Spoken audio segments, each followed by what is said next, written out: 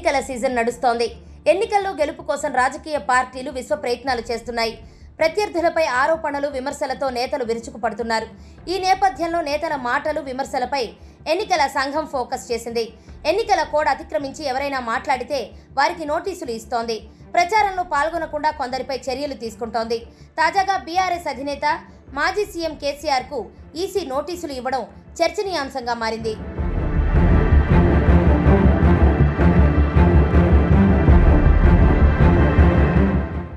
ఎన్నికల ప్రవర్తన నియమావళిని ఉల్లంఘించారంటూ కేంద్ర ఎన్నికల కమిషన్ నుంచి మంగళవారం కేసీఆర్కు నోటీసులు అందాయి.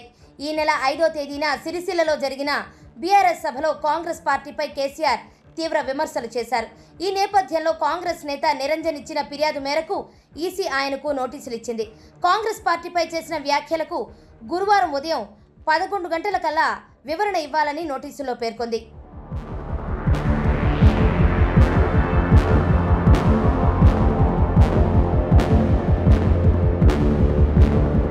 మరోవైపు బీఆర్ఎస్ కూడా కాంగ్రెస్ నేతలపై ఎన్నికల కమిషన్కు ఫిర్యాదు చేసింది.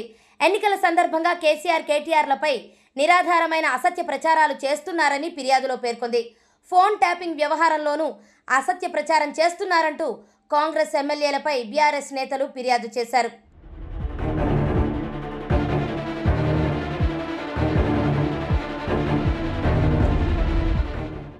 మంగళవారం మెదక్లో జరిగిన ప్రజా దీవెన సభలో కాంగ్రెస్ ప్రభుత్వంపై కేసీఆర్ విరుచుకుపడ్డారు.